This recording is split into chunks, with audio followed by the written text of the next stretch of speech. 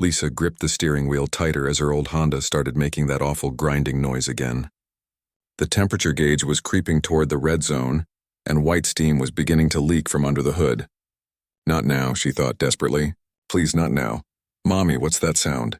7-year-old Sophie asked from the back seat, looking up from her coloring book with worried eyes. Just the car being a little cranky.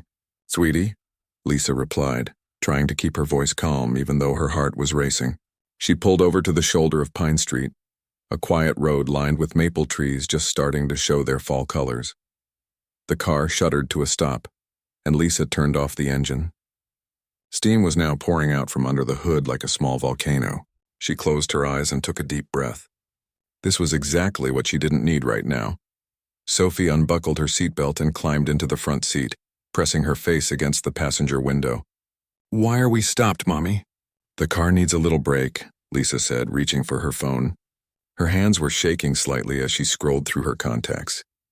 Who could she call? Her sister lived 2 hours away. Her neighbor, Mrs. Chen, was elderly and didn't drive anymore. That left mechanics, and Lisa already knew what that meant for her bank account. She dialed the first auto repair shop she could find on Google. A gruff voice answered after 4 rings. Joe's Auto. What do you need? Hi, my car broke down on Pine Street. Steam is coming from the engine, and I think it might be overheating. Could someone come take a look? Lady, it's Saturday afternoon. Emergency calls are double rate, plus we charge for the tow. You're looking at least $300 just to get it here, and that's before we even know what's wrong. Lisa's stomach dropped. $300. That was her grocery money for the month. Is there any other option? You could wait until Monday and call a regular tow, but your car can't sit on the street that long. City will ticket you. Thank you, Lisa said quietly and hung up. Sophie had been listening to every word. At 7 years old, she was smart enough to understand when grown-ups were worried about money. She'd heard enough hushed phone conversations about bills and seen her mother count and recount the cash in her wallet too many times. Is the car very sick? Sophie asked. I don't know yet, baby. Let me try calling someone else. Lisa tried 2 more shops. The first one couldn't come out until Monday and wanted $400 up front. The second one laughed when she asked about payment plans. She was running out of options and running out of hope. Cars whizzed past them on Pine Street. Lisa watched families driving by, parents and kids heading to soccer games or visits with grandparents. Normal Saturday afternoon activities that felt impossible when you were stranded on the side of the road with a sick car and $43 in your checking account. Sophie had gone back to her coloring book, but Lisa could see she was just scribbling now, not really paying attention to staying inside the lines like she usually did. Even at 7, Sophie could feel her mother's stress. Mommy, are we going to be okay? The question hit Lisa right in the chest. Sophie had asked her that same question 6 months ago, when they'd moved to this smaller apartment after Lisa lost her full-time job at the insurance company. She'd asked it again when they had to switch to the cheaper grocery store and buy generic cereal instead of the colorful boxes Sophie liked. We're always okay, remember? Lisa said, reaching back to squeeze Sophie's hand. We're a team, you and me. Teams stick together. About a mile away, David Reynolds was driving home from his construction job, his work truck loaded with tools and lumber scraps. His radio was playing an old country song, and he was thinking about what to make for dinner.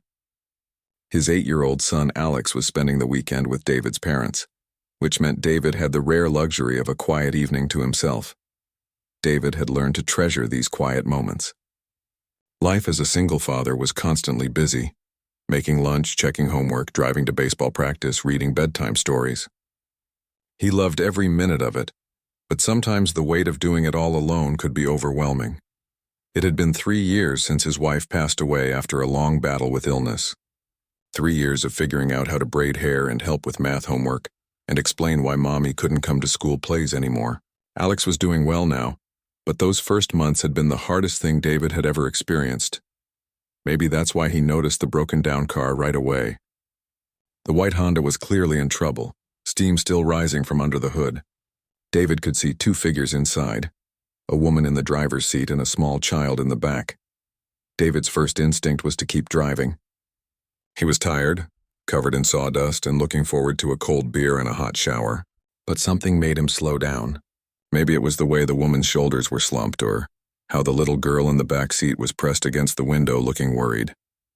David had been in tough spots before, when his wife got sick, when the medical bills started piling up, when he had to figure out single parenting while working full-time.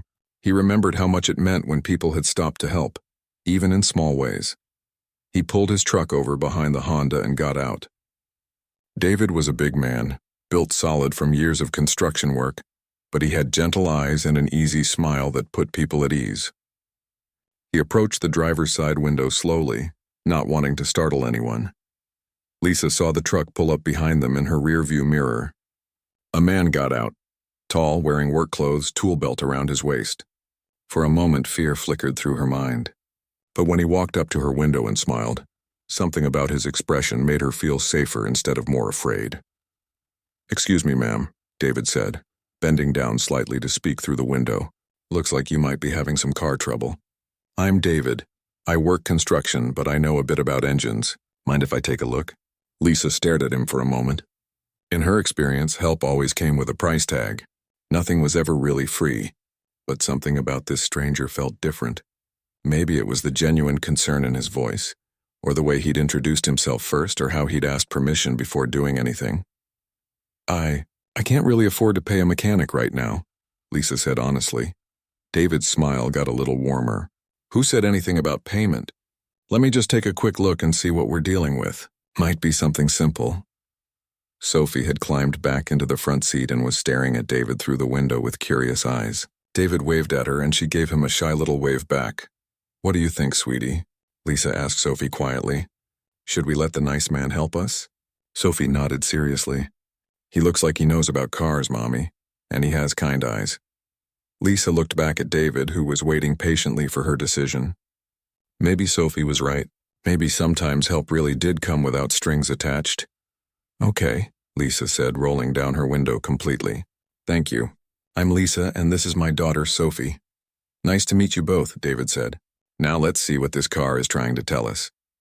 David popped the hood of Lisa's Honda and stepped back as a fresh cloud of steam billowed out. He waved his hand to clear the air and leaned in to get a better look at the engine.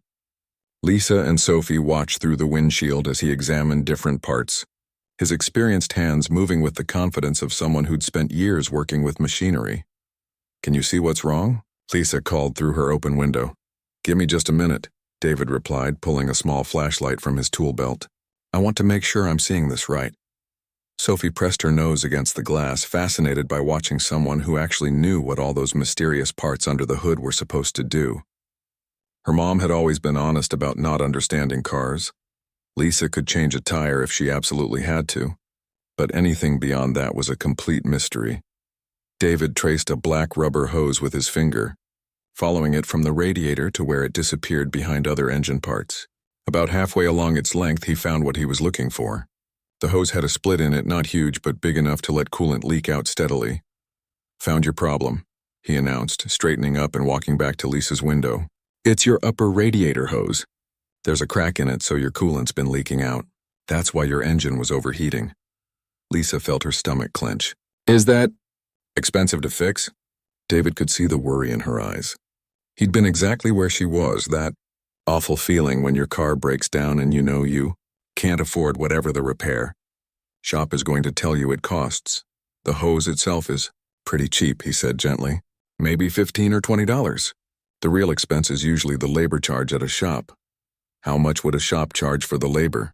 Probably a couple $100 plus the tow fee to get you there. David watched her face fall and made a quick decision. "But here's the thing. I've got tools in my truck and there's an auto parts store just down the road. If you want, I could pick up the hose and fix it for you right here." Lisa stared at him. "You would do that?" "Sure. It's not a complicated job, maybe 30 minutes once I have the part." "But why?" Lisa asked, genuinely confused. "You don't even know us." David leaned against her car door, his expression thoughtful. "I've got a son about your daughter's ag. Few years back when my wife was sick, our car broke down in a grocery store parking lot during a thunderstorm. Alex was scared, I was stressed about missing work, and we didn't have money for repairs either." He paused, remembering that day clearly. This older guy, complete stranger, came over with an umbrella and fixed our alternator belt right there in the rain. Wouldn't take a penny for it. Said he had grandkids and hoped someone would help them if they ever needed it.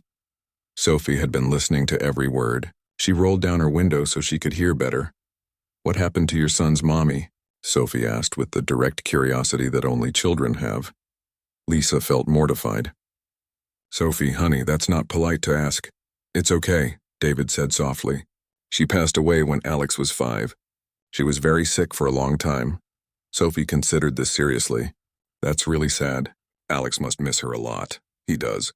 But we take care of each other now, just like you and your mom do." Something about the way David talked to Sophie, like she was a real person whose questions mattered, made Lisa's chest feel warm. Most adults either ignored Sophie completely or talked down to her like she couldn't understand anything. "So you'll really fix our car?" Sophie asked. "For free?" David smiled. "Yep, but I'll need to go get that hose first. There's a parts store about 10 minutes from here. You ladies will be okay waiting?" Lisa nodded, still not quite believing this was happening. "We'll be fine. Sophie has her coloring books."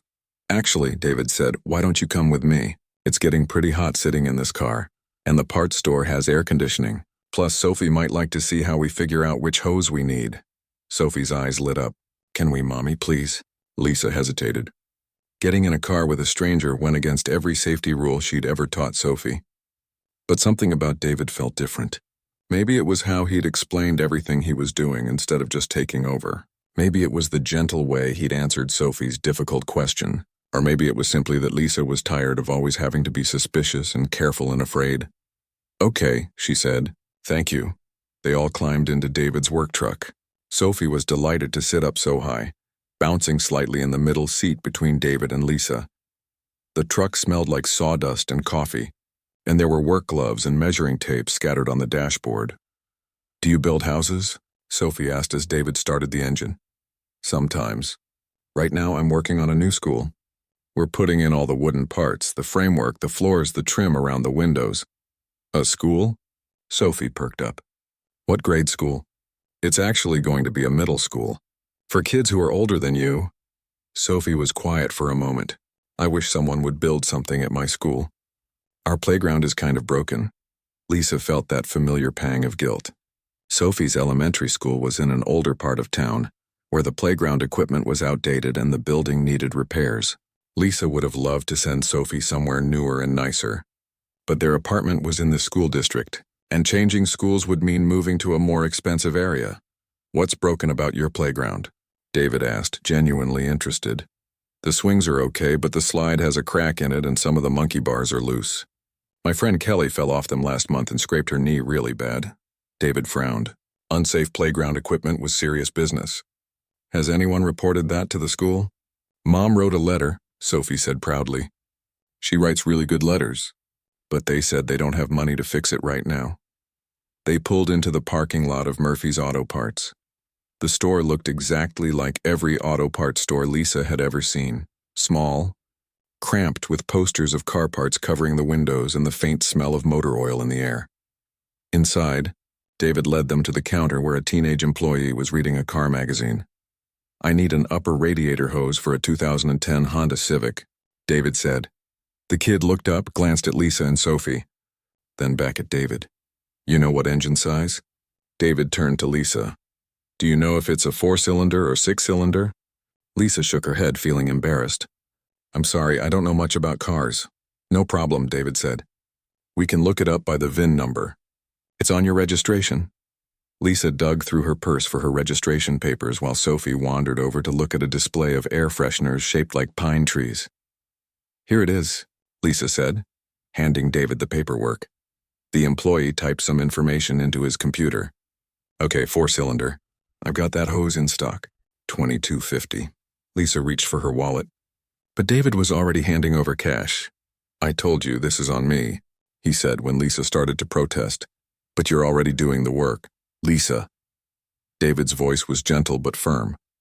"Let me help. Sometimes we all need help." Sophie had wandered back over with a pine tree air freshener. "Mommy, this one smells like Christmas." "We don't need an air freshener, sweetheart." "Actually," David said, "your car could probably use one after all that steam and overheating." He handed the kid another $1. "Add this to the order." Sophie beamed and hugged the little pine tree to her chest. As they walked back to the truck, Lisa felt overwhelmed by the kindness of this stranger who had appeared in their moment of crisis, like some kind of guardian angel. Back at the car, David opened his toolbox and pulled out several wrenches. Sophie stood right beside him, watching his every move with intense curiosity. Lisa leaned against the passenger door, amazed at how calm she felt for the first time all day. "Can I help?" Sophie asked eagerly. "Absolutely," David said. "You can be my tool assistant. When I need something, I'll ask you to hand it to me. Deal?" Sophie nodded so enthusiastically that her ponytail bounced. "Deal." David showed her the different tools, explaining what each one was for. "This is a socket wrench. It helps me loosen bolts that are really tight. And this is a screwdriver, but not the kind you use for screws in the wall. This one's for hose clamps." "What's a hose clamp?" Sophie asked. "See this metal ring around the hose? That's a clamp. It squeezes the hose tight so water can't leak out. I have to loosen it to get the old hose off." As David worked, Sophie peppered him with questions. Lisa found herself smiling as she watched this patient man explain everything to her daughter, like she was his most important student. "Why did the hose break?" Sophie wanted to know. "Well, car parts get old just like everything else," David said, loosening the first clamp. "This hose has been squeezing hot water through it for years. Eventually, the rubber gets tired and cracks. Like when my sneakers get holes in them. Exactly like that. Hand me that flat screwdriver, would you?" Sophie carefully selected the right tool and passed it to David. "My sneakers got holes because I wore them every single day. Mommy says we'll get new ones when these ones can't be fixed anymore." Lisa felt her cheeks warm. She'd been hoping Sophie wouldn't mention their tight budget in front of David. But David just nodded like this was the most reasonable thing in the world. "That's smart," he said. "No point replacing something until you really need to. I still wear work boots I bought 5 years ago. They're not pretty anymore, but they do the job." He worked quietly for a few minutes, carefully removing the old hose. Sophie watched every movement, occasionally handing him tools when he asked. Lisa noticed how David never got impatient with Sophie's constant questions, never told her to step back or be quiet. "There we go," David said, holding up the old hose. "See this crack right here? That's what was causing all your trouble." Sophie examined the damaged hose seriously. "It's not a very big crack." "Nope. But sometimes little problems can cause big headaches if you don't fix them." David began installing the new hose, working methodically. Lisa watched his hands, and strong and capable, but gentle too. She noticed he had a small scar across his knuckles and a wedding ring tan line that was slowly fading. "David," Sophie said suddenly, "can I ask you something important?" "Sure, kiddo. What's on your mind?" Sophie glanced back at her mother, then stepped closer to David and lowered her voice, but not low enough that Lisa couldn't hear. "Do you think my mommy is pretty?" Lisa felt her face turn bright red. "Sophie!" "That's not appropriate to ask." "It's okay," David said, though Lisa noticed his cheeks had turned pink too. "Yes, Sophie, your mom is very pretty, and she seems really smart and kind too." Sophie nodded like this confirmed something she'd already suspected. "She is really smart. She helps me with my math homework even though she says she's not good at math, and she makes the best pancakes on Sunday mornings." "That sounds wonderful," David said, focusing intently on tightening the hose clamp. "Do you make pancakes for Alex?" "I try to, but they usually come out a little burned." "Alex says they taste like hockey pucks," Sophie giggled. "Maybe my mommy could teach you. She's a really good teacher." Lisa wanted to disappear into the ground. Her 7-year-old daughter was essentially trying to set her up with this kind stranger who was fixing their car for free. It was mortifying and sweet at the same time. "Sophie, honey, let David concentrate on the car," Lisa said weakly. But Sophie wasn't done. She moved even closer to David, so close that Lisa had to strain to hear her next words. "David, can I tell you a secret?" David paused in his work. Something about Sophie's tone had changed. She sounded more serious now, almost sad. "What kind of secret?" he asked gently. Sophie took a deep breath. "I don't have a daddy. He left before I was born, and Mommy says he didn't want to be a family with us." Lisa's heart clenched. She'd tried so hard to explain Sophie's father's absence in a way that wouldn't hurt her daughter. But clearly Sophie understood more than Lisa had hoped. "I'm sorry about that, sweetheart," David said softly. "That must be really hard sometimes." "It is hard. Especially at school when they have daddy-daughter dances or when other kids talk about what their dads taught them, and Mommy gets really sad sometimes when she thinks I'm not looking." Lisa felt tears prick her eyes. She'd thought she'd been hiding her loneliness better than that. Sophie continued, her voice dropping to barely a whisper.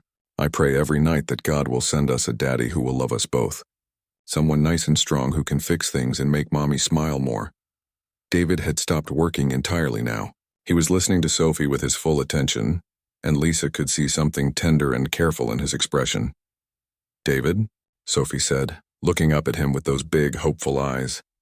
Do you think maybe you could be our daddy? You're really nice and you know how to fix cars and you make Mommy less worried. And Alex could be my brother. And we could all have pancakes together on Sunday mornings. The words hung in the air like a soap bubble, beautiful and fragile and impossibly delicate. Lisa felt her heart stop beating for a moment. David knelt down so he was at Sophie's eye level. His face was gentle but serious. Sophie, that's one of the nicest things anyone has ever said to me, he said quietly. You and your mom are pretty special people. So you'll think about it? Sophie asked hopefully. David glanced up at Lisa, who was frozen with embarrassment and something else. A tiny flutter of hope she didn't dare acknowledge. I think, David said carefully, that families are really important. And I think your mom is doing an amazing job taking care of you all by herself. But she could use help, Sophie insisted. And you could use help too with Alex. We could help each other. Out of the mouths of babes, Lisa thought. Sophie had just articulated something that Lisa had been too afraid to even think about. How much easier life might be if she didn't have to do everything alone. David stood up slowly, dusting off his knees. You know what, Sophie? You're pretty wise for 7 years old, so is that a yes? David laughed, but it was a warm sound. How about we start with being friends? Good friends help each other out, and I think your mom and I could probably be really good friends. Sophie considered this seriously. Friends first, then family? Let's see what happens, David said diplomatically. He turned back to the engine and added coolant to the radiator. Okay, let's see if this does the trick. Lisa, can you start her up? Lisa slid into the driver's seat, her mind reeling from everything that had just happened. She turned the key and the engine came to life smoothly. No grinding, no overheating, no steam. It sounds perfect, she called out. Music to my ears, David said, closing the hood.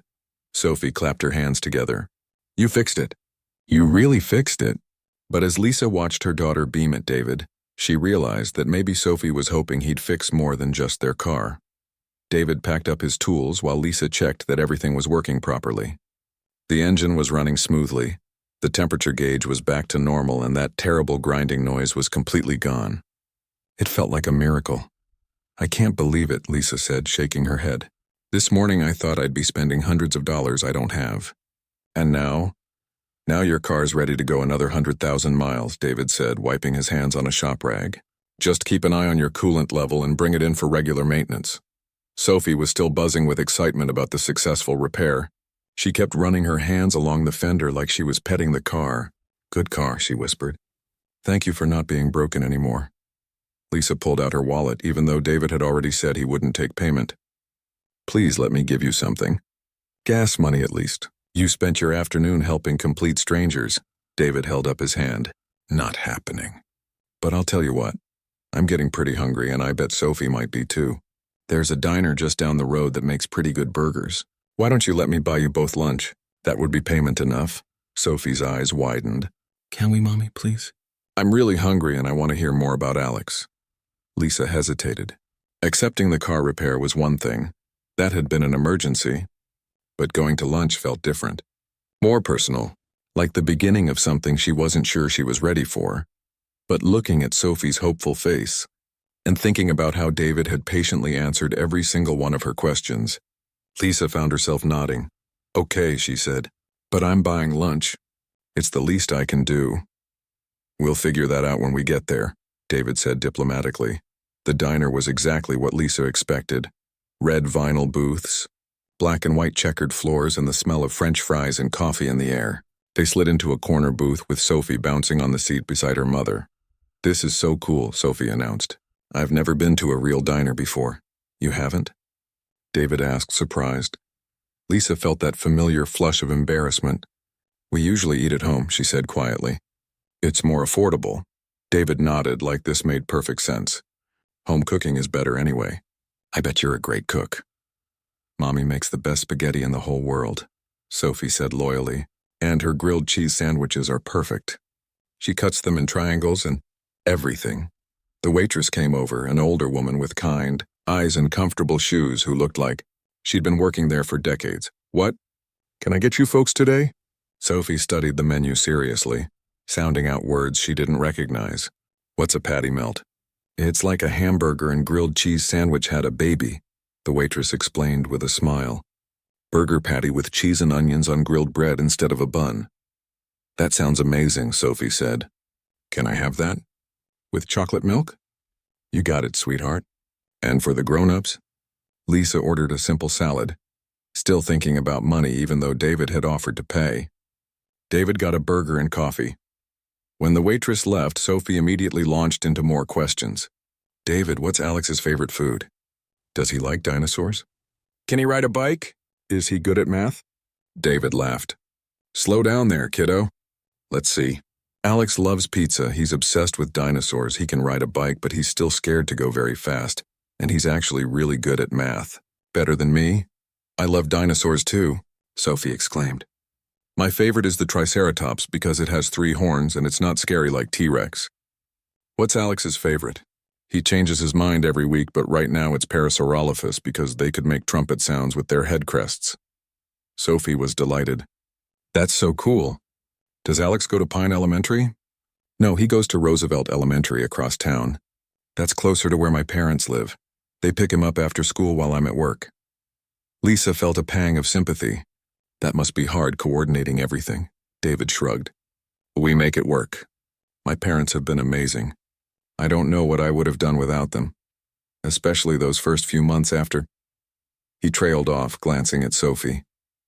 After Alex's mommy went to heaven, Sophie finished matter-of-factly. It's okay to talk about it. Sad things happen sometimes, but talking about them makes them a little less heavy.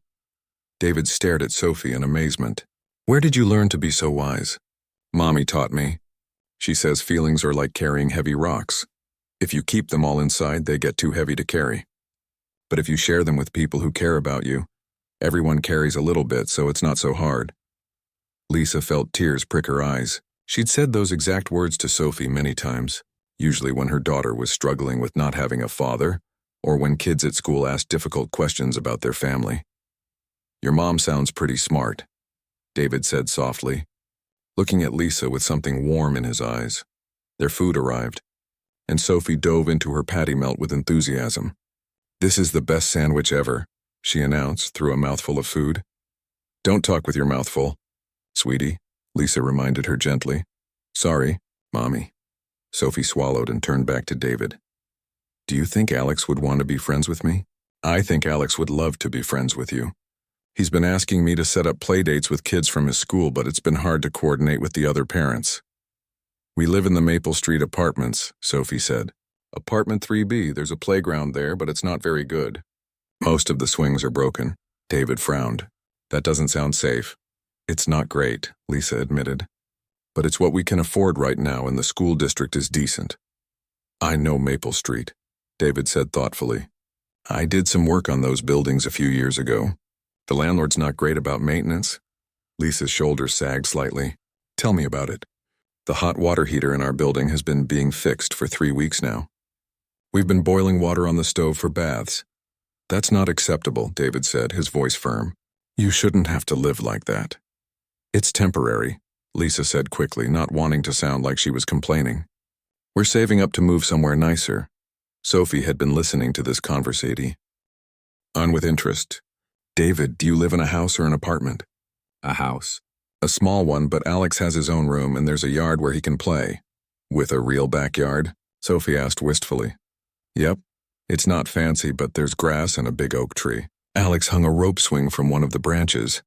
Sophie's eyes went dreamy. I've always wanted to try a rope swing. Lisa watched her daughter's face and felt that familiar ache in her chest. Sophie had adapted so well to their circumstances, never complaining about their small apartment or the lack of a yard, but Lisa could see how much she longed for the things other kids took for granted.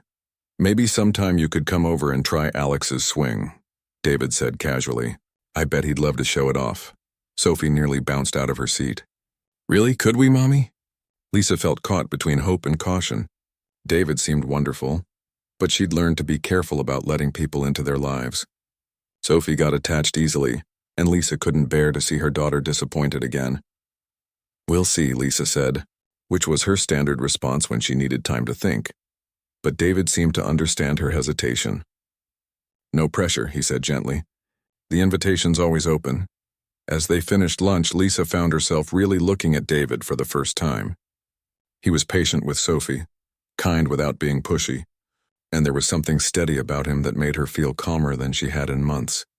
Maybe, she thought, some guardian angels came in the form of construction workers with kind eyes and gentle hands. 3 weeks later, Lisa was washing dishes in her tiny apartment kitchen when her phone rang. Sophie came running from the living room where she'd been working on a puzzle. "Is that David?" Sophie asked hopefully. Lisa smiled as she dried her hands. Over the past few weeks, David had called several times, sometimes just to check on how the car was running, other times to share funny stories about Alex or ask if Sophie wanted to hear about the new dinosaur book Alex had discovered. "Hi, David," Lisa answered. "Hey there. I hope I'm not calling too late. Alex has been bugging me all day about something, and I finally promised him I'd ask." "What's up?" "We're going to the Children's Museum on Saturday, and Alex really wants to know if Sophie would like to come with us. They have a new dinosaur exhibit that he's dying to see." Sophie had obviously been listening to every word. She was practically vibrating with excitement, tugging on Lisa's shirt and mouthing, "Please, please, please." "That sounds wonderful," Lisa said. "Sophie would love that. But let me pay for her admission." "Already covered," David said quickly. "I get a family pass through my work. It includes up to 4 people. Lisa felt that familiar warmth in her chest. David had a way of making generous gestures seem effortless and natural. Saturday arrived bright and sunny.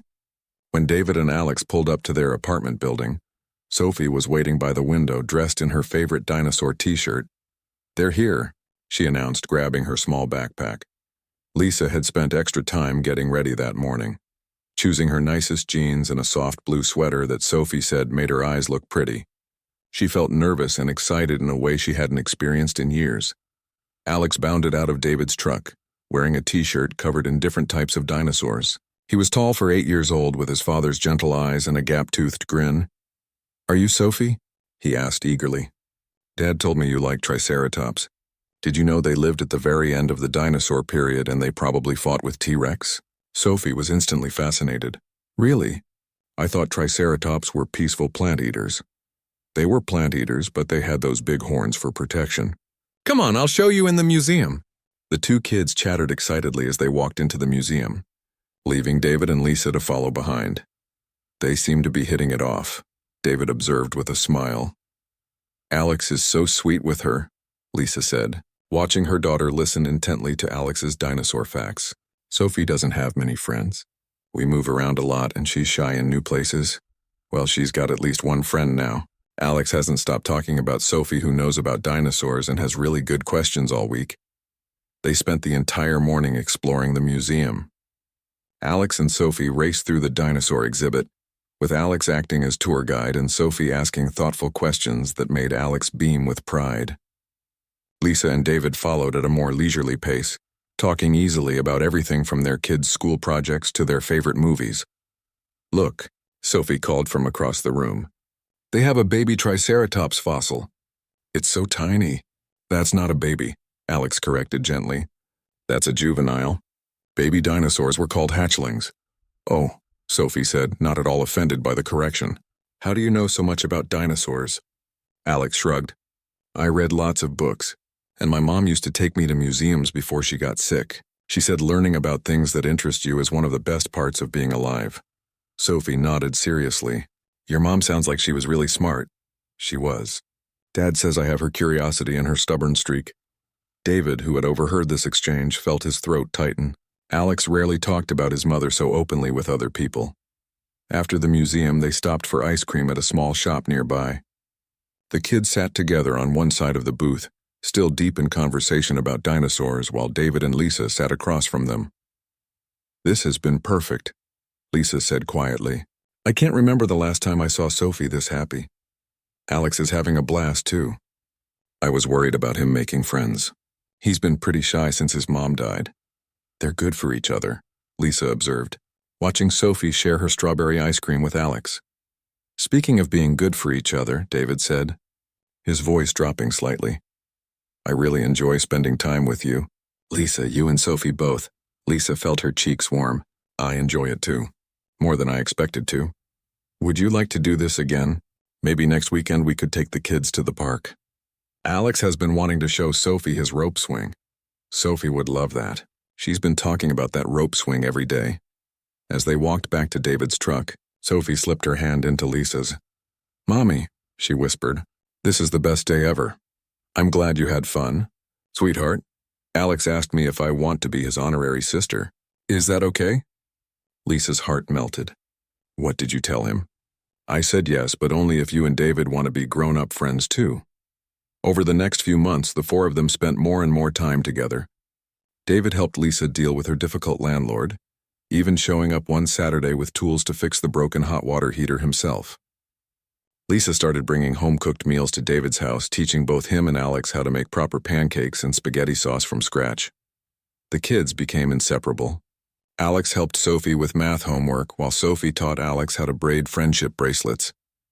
They had sleepovers, shared birthday parties, and created elaborate games that only they understood. One evening in early spring, David was grilling hamburgers in his backyard while Lisa tossed a salad in his kitchen. Through the window, they could see Alex and Sophie taking turns on the rope swing, their laughter carrying on the warm breeze. "Lisa," David said, coming up behind her at the sink, "can I ask you something?" She turned to face him, suddenly aware of how close he was standing. "Of course. I know this might seem fast and I don't want to pressure you, but—" He paused, looking nervous. "I've fallen in love with you. With both of you. These past few months have been the happiest I've been since my wife died." Lisa felt her heart race.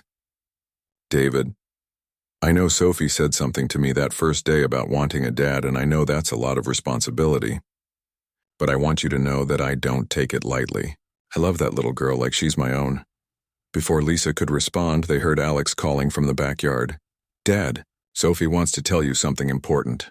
They walked outside together, where Sophie was standing by the rope swing with her hands behind her back, looking uncharacteristically serious. "David," she said formally, "I have something to ask you." "What's that, kiddo?" Sophie pulled her hands from behind her back, revealing a small bouquet of dandelions she'd picked from the yard. "I know I already asked you this before, but now I know you better. And I know you love my mommy and she loves you too, even though she's too shy to say it." Lisa felt her face turn red, but she didn't deny it, so, Sophie continued, walking over to David and presenting him with the dandelions. "Will you please marry my mommy, so we can be a real family? Alex already said he wants me to be his sister for real." David knelt down to Sophie's level, accepting the small bouquet with the same seriousness he might show a dozen roses. "Sophie," he said softly, "that's the best proposal I've ever heard. But I think I should ask your mom what she thinks about all this." He stood up and turned to Lisa, his eyes warm and hopeful. "What do you say, Lisa? Want to make this official?" Lisa looked around at this beautiful life that had somehow grown from a broken-down car and a stranger's kindness.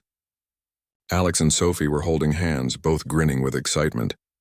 David was holding Sophie's dandelions and looking at her like she was the answer to every prayer he'd never dared to voice. "Yes," she whispered, then louder, "Yes, I would love that." Sophie and Alex erupted in cheers, dancing around the yard like they'd just won the lottery.